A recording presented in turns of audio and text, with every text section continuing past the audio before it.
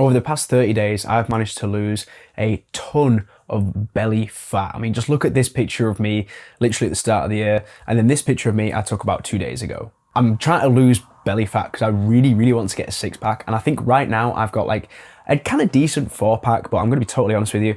I am not an absolute expert at this or anything. I'm like pretty, like, I've got knowledge on it. Like I've lost a good amount of belly fat, but I'm not an expert. So my goal is to get to a 6-pack. That's what I want to do. And in this video, I just want to give you guys some value on my current experience with losing belly fat. And I've managed to do it quite quickly as well. So I do think these tips will work for you if you do have quite a bit of belly fat and if you have like a holiday coming up in the summer, right? So hopefully some of these tips help you. So I'm just going to get straight into the first step. Okay, step 1, you need to use something called a BMR calculator. This stands for basal metabolic rate.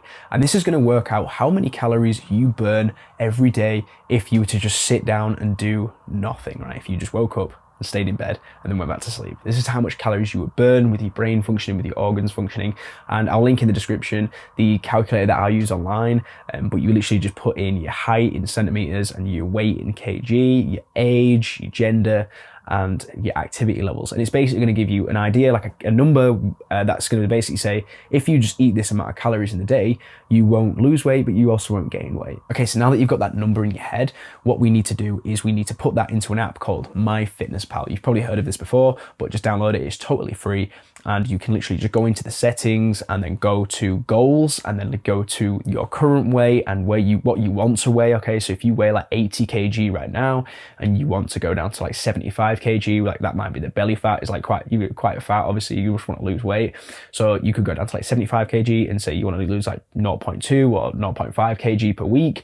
Like don't do it too aggressively, and we'll go on to why that is in a bit, or why you don't want to go too aggressive. But what you need to do is be in like a 100 to 300 calorie deficit. So MyFitnessPal is going to give you a number at the end, and that's basically what you can eat in order to cut. And you can just compare that number to the BMR calculator. And if it's like a huge difference, like 1,000 calorie difference, then it's way too aggressive of a cut. But if it's like, you know, between 100 and maybe 200, 400, 300, something like that calories below, that's probably a decent deficit. 400 is quite aggressive, but 200 or 300 is a nice deficit. Your metabolism is not going to drop too much if you're in that deficit. And I'll tell you why that's important now. The reason we don't want our metabolism to crash too low and like go on to too much of an aggressive cut is because if our metabolism crashes, like that's basically our body going, oh shit, we're starving to death right now, like we need to calm down. Okay, it's going to drop your testosterone production, it's going to drop your sex drive, it's going to make you feel tired, it's going to make you feel shitty. Okay, and that's going to basically mean that your basal metabolic rate that we calculated at the beginning of the video, right, if your metabolism drops because you've gone very aggressive on the cut, like 1,000 calorie deficit,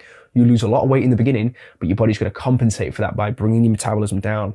And what that's going to do is it's going to turn your BMR into a much lower number. You know, if you like woke up and did nothing all day, that number is going to be much lower of the calories that your body needs to burn to function, because your body's not producing like lots of testosterone. It's not doing all these other kind of functions because it's basically thinking it's starving to death. So it kind of shuts down your body. So what we need to do is carefully cut very small amounts, like be in a small deficit, so that our body isn't too reactive in bringing our metabolism down. So we're still going to be doing things and being active, and we're still going to be eating quite a bit of food. Like you'll be quite surprised when you go on this cut, you'll still be able to eat quite a lot of food. And I think with some of the advice I'll give you in this video, you won't feel too hungry. But yeah, that's why we don't want to do too aggressive, because a lot of lads that I know, and one of my friends particularly, right, I was talking to him last night, he said that he was in like 1,000 calorie deficit, and yes, he was losing a lot of weight, but I did tell him like, you are going to, like, that might work for a week or maybe 2 weeks, but the third week it's going to crash, right? Your metabolism is going to crash. You're not going to be able to produce testosterone. Your lifts are going to go down. Your strength's going to go down. It's going to eat into your muscle and everything, right? Because your body at that kind of level in 1,000 calorie deficit takes like a little bit of it from fat stores, but at that aggressive of a cut, it really starts taking a lot of it from muscle and intramuscular glycogen and things. So I did tell him about that, and then, you know, he sort of understood that. So that's good. But yeah, don't cut too aggressively. Don't think you need to do it too quick. Step 3, we need to weigh ourselves every morning. So as soon as I wake up, I just go downstairs, I have a piss, I brush my teeth, and then I step on the weighing scale, weigh myself, and then I take a photo, a progress photo. So you can do this in MyFitnessPal as well. When you go to your goals, you go to like progress in the settings, and then you can just weigh yourself, type in your weight, and it's going to have a nice little graph that's doing this, right, all the time.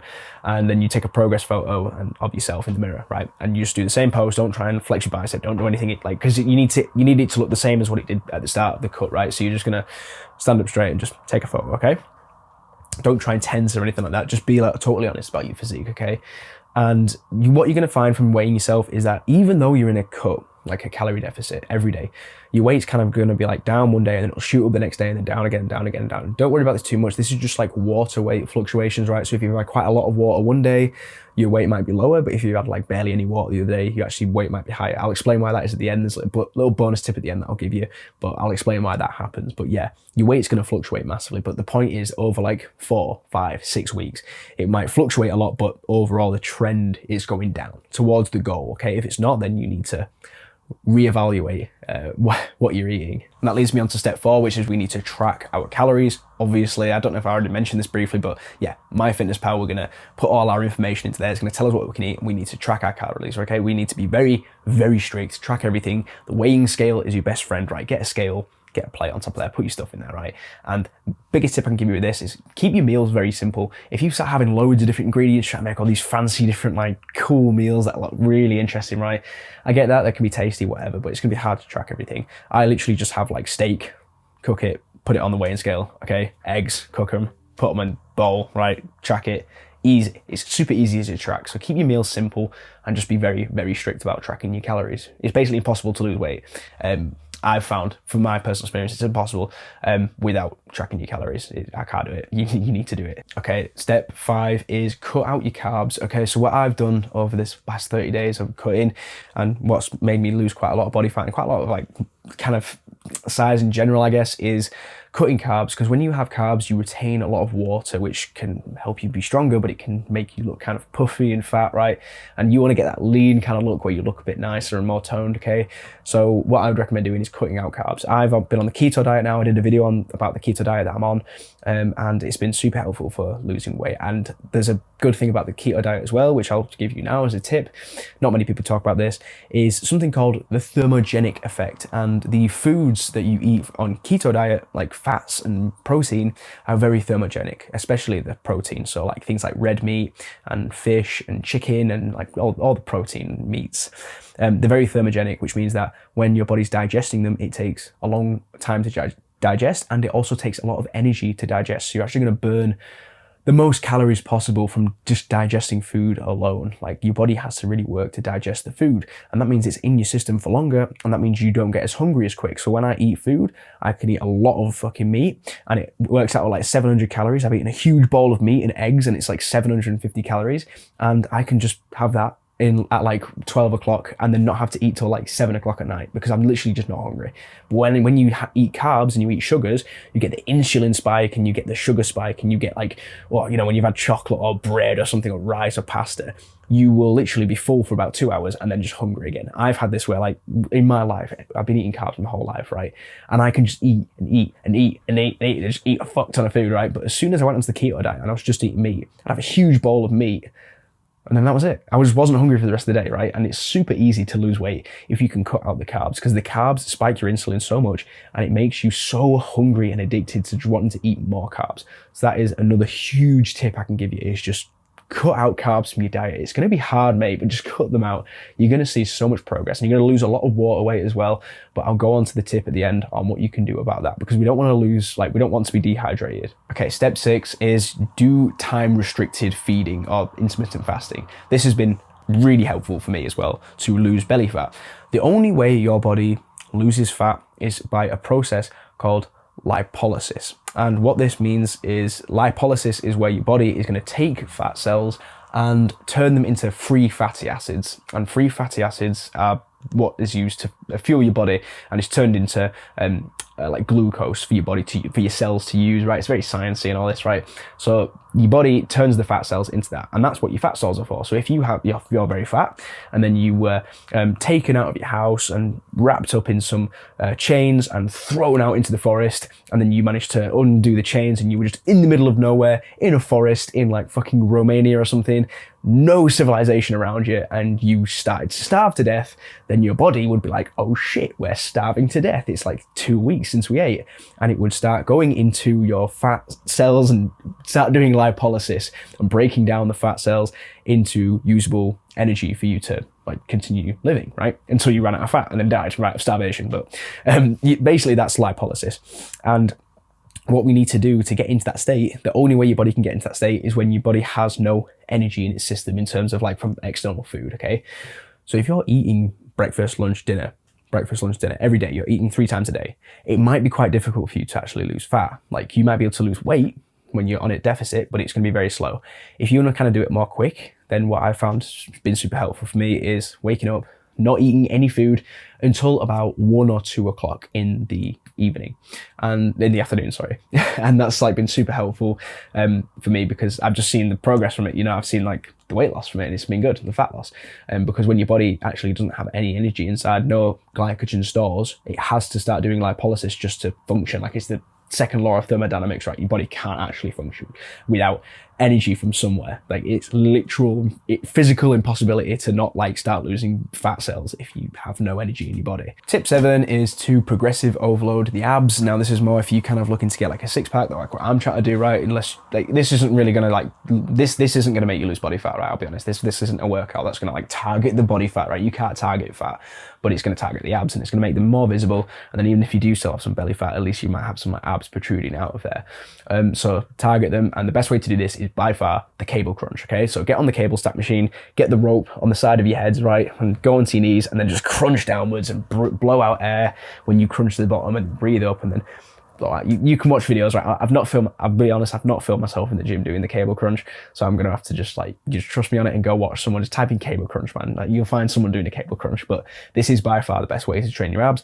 Do not bother, because I did this for a long time, especially when I first started out. Just do not bother training abs on the floor, doing all this shit, and the fucking leg raises, fucking crunches, and the fucking, what else did they do? The fucking, stop doing that shit. I used to be in my bedroom floor training abs, and I get like a real ab pump, like, oh my god, it's so, you know, thinking I'm doing sick work for my abs, and I've like literally never got ab development. Even when I got super like low body fat, I barely had abs. Started doing the cable crunch for like 1 month. Abs have just like suddenly become visible. I wonder why. Because I actually started training the muscle with weight, right? Imagine if your whole life, right, you said, I'm going to train biceps, and you just did this. This was training by no weight in your hand. This is you at the gym training biceps.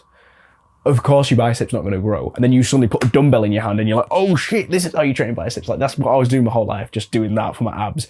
And then I actually started putting weight on them and actually started to see results, like, because I actually started training them with weight, okay? So you need to do the same for your abs if you're not doing already. And step 8, I think it's step 8. I can't remember what number I'm on, to be honest, but this is the final step to do with water. Drink a fuck ton of water, like so much water that you're actually like a bit concerned, like, well, I'm like pissing all the time, like, I just constantly need to go for a piss. Like, this is the amount of water you need to drink. And the best way I can sort of gauge, for me to gauge this, right, is like, stood up having a piss. If my piss is slightly yellow, I'm not drunk enough. If I constantly piss and it's like I'm pissing water that's like clear, then I'm very hydrated, okay? You need to stay super hydrated. Why?